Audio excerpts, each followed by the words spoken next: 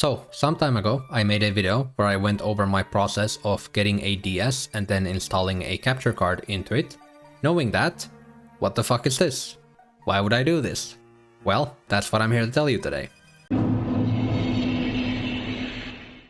Disclaimer, this is not a tutorial. There are plenty of good ones on YouTube, so if that's what you're looking for, then yeah, go away.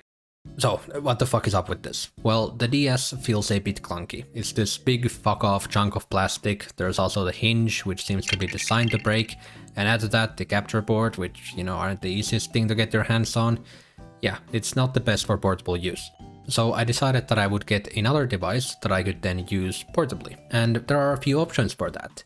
The first thing that came to my head was the GBA SP. Because it's kind of like the perfect GBA, it kind of has everything except the headphone jack. So I already have a GBA SP, it's not in the best condition, the battery is pretty fucking dead, and it's a AGS001 model. You can fix a lot of these issues, however this GBA SP has a lot of sentimental value, so I don't really want to mod it, I don't really want to fuck with it anyway, I kind of just want to keep it as it is, but for, you know, what I'm looking for is not really the best solution.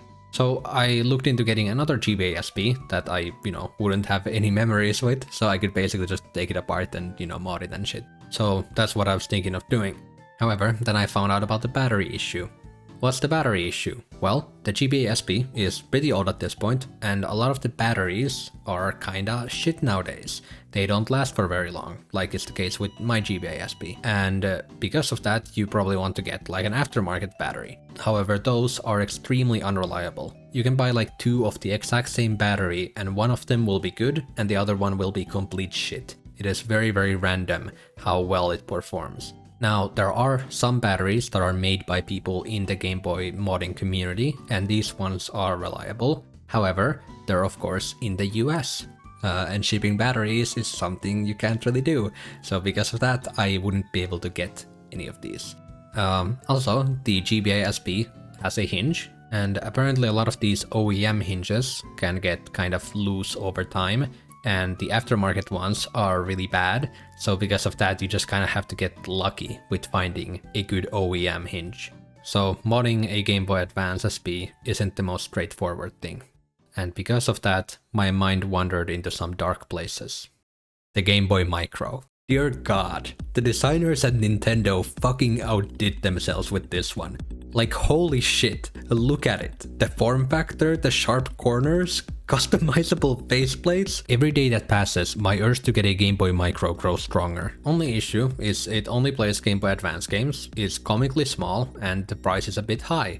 I mean, for this amount you could get a loose copy of Pokemon Emerald. But yeah, that's actually 3 flaws. However, I think I might be fine with only GBA games and the price. The size though, I'm not that sure about. What I've heard consistently from people who have a Game Boy Micro is that it is like smaller than you can even imagine. Like it is insanely small. So I looked around on Google for reference photos and found one with it being compared to a GBA. I have a Game Boy Advance lying around, so why don't I hold it for a bit to get an idea of the micro scale. And that's when it happened. The moment I touched the GBA, it hit me. The form factor is perfect. The size is perfect. No hinges. It uses good old AA's, and the button placement is perfect for soft resets.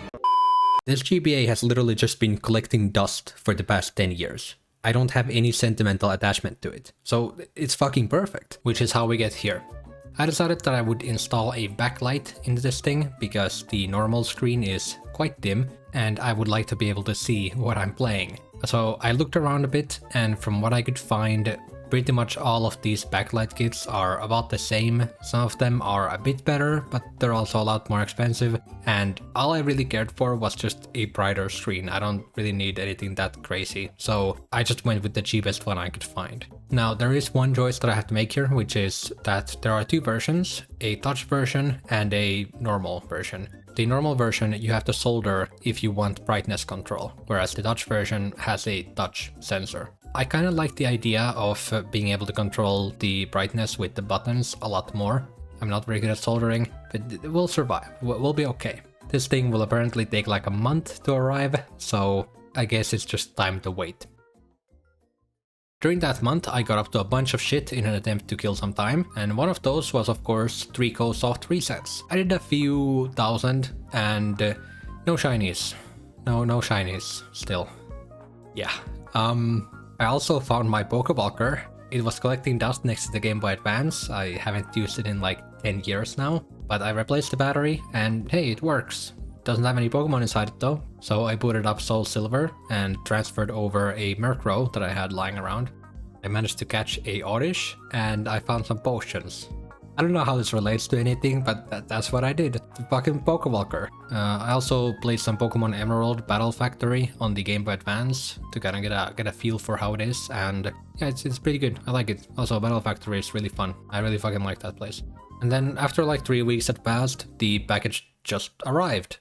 Remember last time with the DS, there was that whole episode where they like held the capture board hostage and demanded a ransom and shit? In a weird way, I was kind of looking forward to what kind of sick shit they would conjure up this time. But no, nothing. It just arrived. Just like that. I mean, I don't mind. So I immediately got to putting it together. I didn't really document the whole process that well, but I did take some photos here and there, so I'll like put them up on the screen or something.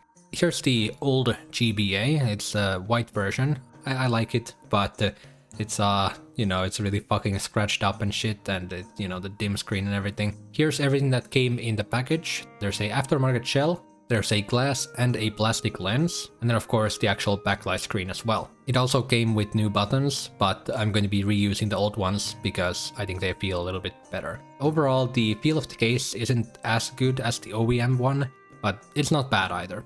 Now, the way this whole thing works, I'm gonna be explaining this really quickly here. Again, this is not a tutorial. Basically, you start with taking apart the old Game Boy Advance, basically just taking out the motherboard, and in my case the buttons. Then after that, you put the backlight screen into the new housing, and then you just solder up everything to the motherboard, and connect the ribbon cable, and close it up. That's it. It's a very simple mod, but it did get a little bit hectic with the soldering, because basically you have to solder these 3 small wires into select, left and right. I guess theoretically you could solder it to any buttons, but these are the buttons that I wanted to solder to. And you know, you have these 3 small wires going to the motherboard, and then you have the ribbon cable all over the place. You have to be careful of like not, you know, damaging anything. And yeah, it was a little bit fucky, but I did manage to close it and get everything working. And yeah, here it is. Here is the Game Boy Advance. Yeah, it's I mean, it's a modded Game Boy Advance. I've been using it now for like 2 weeks, and I have been really happy with it. There was one issue with it, which was the battery indicator light. It for some reason started flickering, and I looked up online what could be causing it, and from everything that I could see, everyone was just saying that it's because of a dirty power switch, where basically the power switch can't make proper contact, so it keeps on like, you know, thinking that the console is turning on and off, so the battery light flickers. But I don't think that really made any sense, because I didn't have this issue before I did this mod. And in this mod I didn't touch the power switch at all, so it didn't really make any sense. And I kept on looking, and eventually I found someone saying that it could be because of some like certain kind of batteries. And I don't know anything about batteries, so I don't know why, but I tried a different set of batteries and it didn't fix it. But then eventually, once I ran out of those batteries, I switched to another kind of batteries, and then the issue went away. So I guess it's just certain kinds of batteries cause it to flicker. So yeah, I guess if you're having this issue, then try out different kinds of batteries. Last week I actually went on a 1 hour long bus ride, and I did like 100 Trico soft resets during that. And yeah, didn't get the Trico, but this Game Boy has been very nice. I've been really liking it.